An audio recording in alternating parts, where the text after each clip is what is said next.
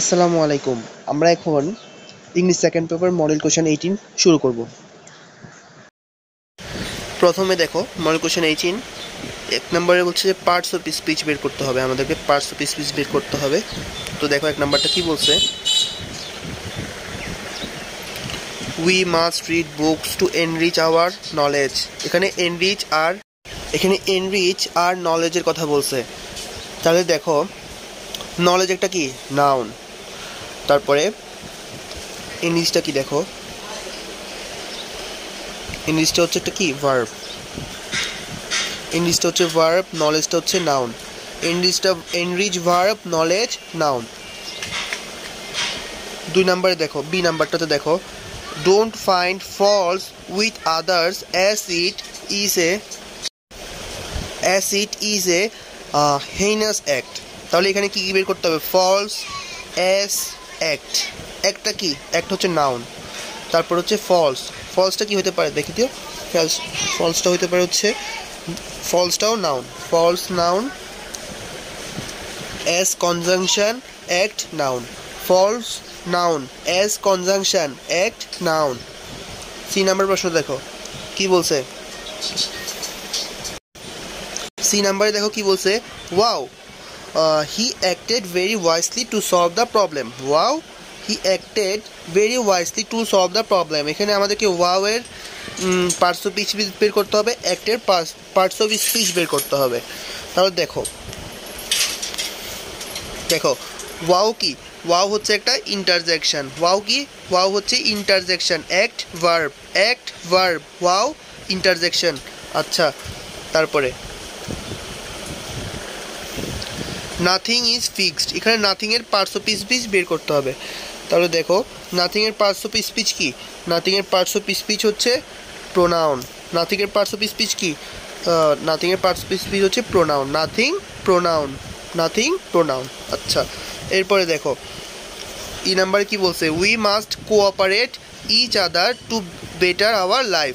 We must cooperate each other to better our life. Okay, তাহলে এখানে better আর each আদারের পার্টস অফ স্পিচ বের করতে বলছে। তাহলে আনসার শিট দেখো কি বলছে, ইচ আদার কি, ইচ আদার হচ্ছে একটা প্রোনাউন। কেন প্রোনাউন, ইচ আদার কারো নামের পরিবর্তে ব্যবহৃত হয়েছে, কারো নামের পরিবর্তে যখন কিছু ব্যবহৃত হবে ইচ আদার, তখন এটা হচ্ছে প্রোনাউন। বেটার, বেটার কি একটা ভার্ব, বেটার কি একটা ভার্ব, কোন অর্থে ব্যবহৃত হয়েছে, বেটার ভার্ব। দেখো তো কি বলছে, টু বেটার আওয়ার লাইফ, আমাদের জীবনকে আরও সুন্দর করতে চাই। তাহলে আমাদেরকে জীবনকে সুন্দর করতে কী করতে হবে, কাজ করতে হবে না। তাহলে বেটারটা কি একটা ভার্ব, তাহলে বেটারটা কি একটা ভার্ব, এই অর্থে বেটার একটা কি ভার্ব হিসেবে ইউজ হয়েছে। তাহলে বেটার হচ্ছে ভার্ব। ওকে, তারপরে দেখো দুই নম্বরে দেখো কি বলছে, we live in society we must learn how to live. এই নাম্বারে কি হবে, এই নাম্বারে হবে হচ্ছে ইন, এই নাম্বার কি হবে, এই নাম্বারে হবে হচ্ছে ইন। তাহলে এই নাম্বারে হবে ইন, বি নাম্বারে হবে হচ্ছে উইথ। তাহলে কি হবে পুরোটা পড়ি, we live in a society, so we must learn how to live in peace and Amity with others.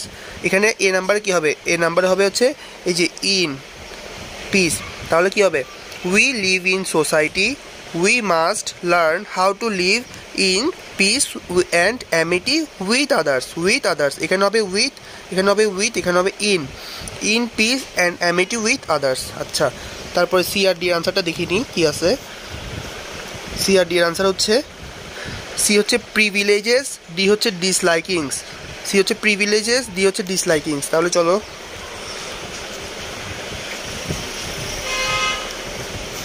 we have to respect others rights and privileges এই যে প্রিভিলেজ আছে না, এখানে জিএস এর সাথে এস হবে, এই যে প্রিভিলেজ আছে, প্রিভিলেজের জি এর পরে এস হবে। তাই to respect others rights and privileges, এখানে হবে প্রিভিলেজেস অ্যান্ড লাইকিংস অ্যান্ড ডিসলাইকিংস। দেখো তো হয়েছে কিনা, ডিসলাইকিংস। আচ্ছা, তাহলে প্রিভিলেজেস ডিসলাইকিংস হয়েছে। এরপরে হচ্ছে ই হচ্ছে এ, এফ হচ্ছে রেসপন্সিবিলিটিস, জি হচ্ছে অ্যাট, এ রেসপন্সিবিলিটিস অ্যাট। তাহলে দেখো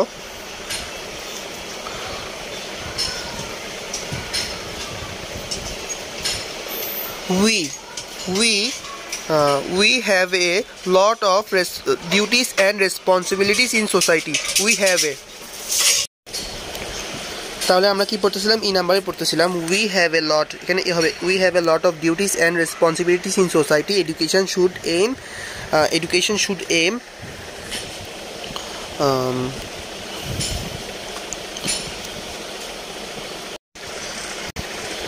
education should aim at making each individually fully aware of these duties and responsibilities. It is true that one has to learn how to earn the কি হবে bread. It is true that one has to, এখানে কি হবে to, এই যে to, it is true that one has to learn how to earn the bread. ওকে, তাহলে আমাদের কি শেষ হলো, 2 নাম্বারটা শেষ হলো। এরপর হচ্ছে দেখো 3 নাম্বার কি বলছে, 3 নাম্বার হচ্ছে নো ম্যান দিয়ে শুরু হবে, no man can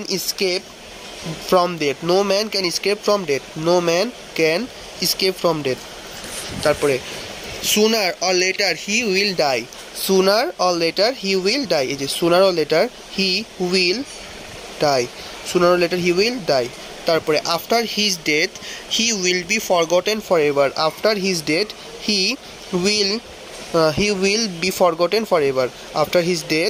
he will be forgotten forever. তারপর only his good deeds will be remembered by people.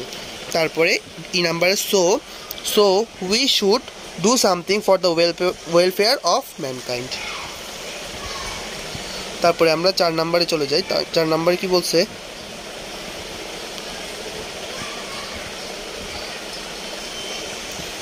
আমাদের মডেল কোয়েশ্চেন, আচ্ছা এটা হচ্ছে 4 মডেল কোয়েশ্চেন 18 এর 4 হচ্ছে এখানে দেখো টেলিভিশন হ্যাজ বিকাম এ কি হবে বলো তো, television has become a part of our life. এই যে 4 এর এ হচ্ছে বিকাম, 4 এর এ কি বিকাম। তারপরে 4 এর বি গো প্রোভাইডস, প্রোভাইডস ওয়ার্কিং শোন, গো প্রোভাইডস ওয়ার্কিং শোন। চলো আমরা তাহলে পড়ে ফেলি।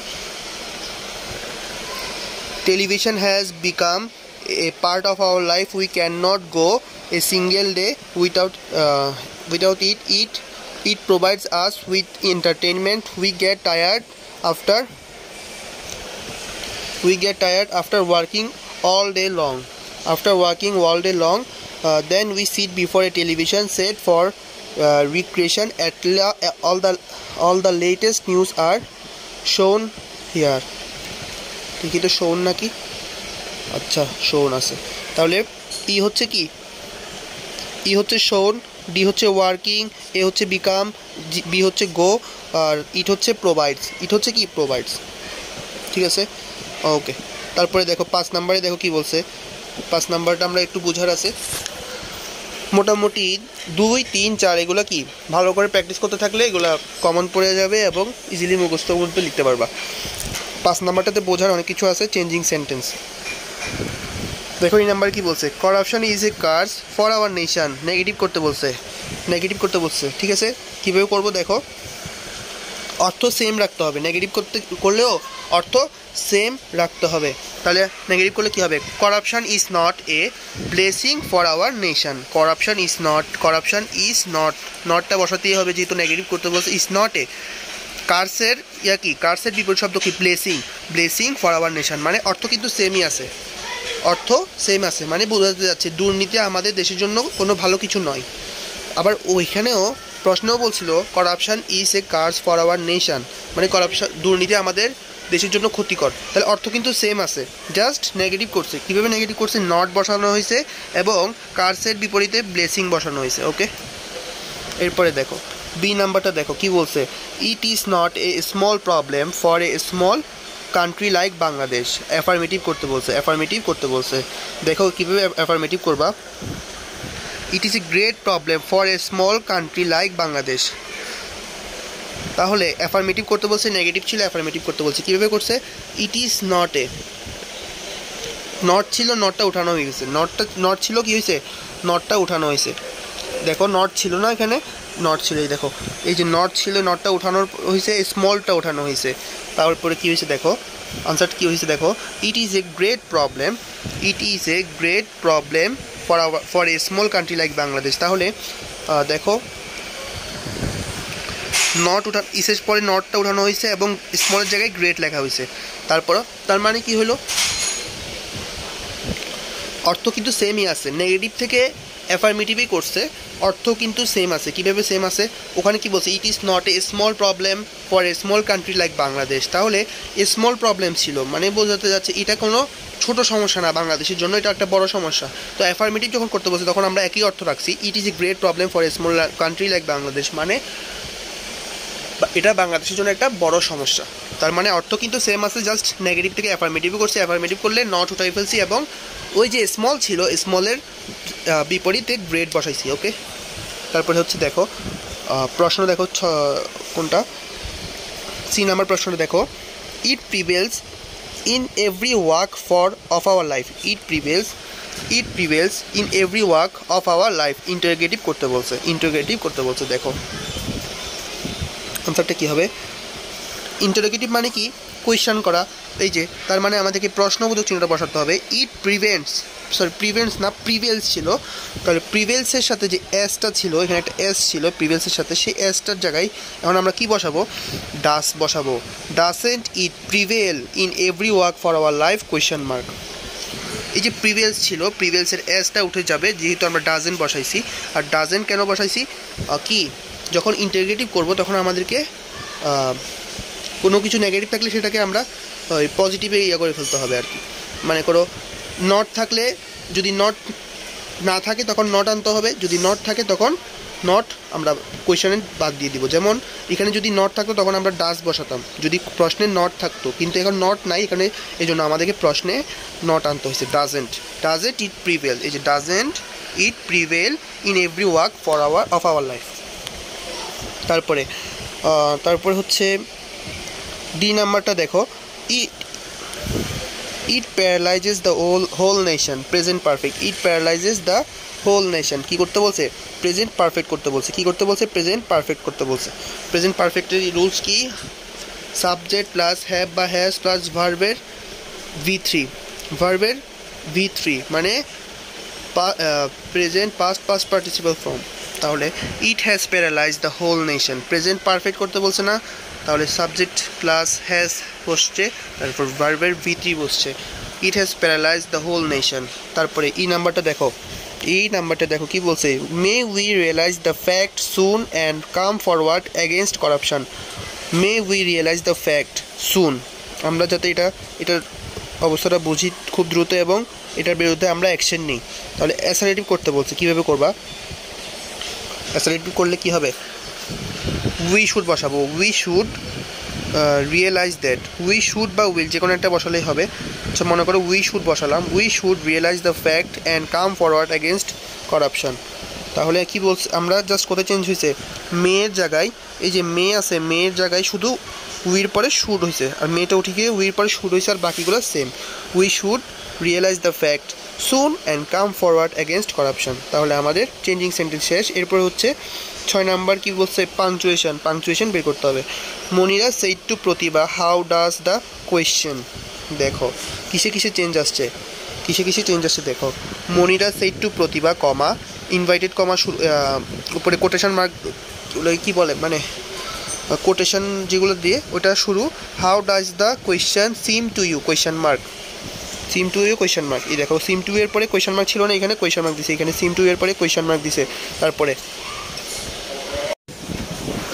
আচ্ছা আমরা যেখানে ছিলাম, Monira said to Prabha comma how does the question seem to you question mark ছিল, এই জায়গাটাতে কোয়েশ্চেন মার্ক আসছে। তারপরে দেখো have you got everything comma, এই যে কমনের পরে কোয়েশ্চেন মার্ক, তারপরে কোটেশন মার্কগুলো শেষ। ঠিক আছে, তাহলে দেখো এই যে কোথায় চেঞ্জ আসছে। সিম টু এর পরে কোয়েশ্চেন মার্ক ছিল, তারপরে হ্যাভ ইউ গেট এভরিথিং কমনের পরে কি আসছে ফুল স্টপের জায়গায় কোয়েশ্চেন মার্ক আসছে, তারপরে ক্লোজ, কোটেশন মার্ক ক্লোজ।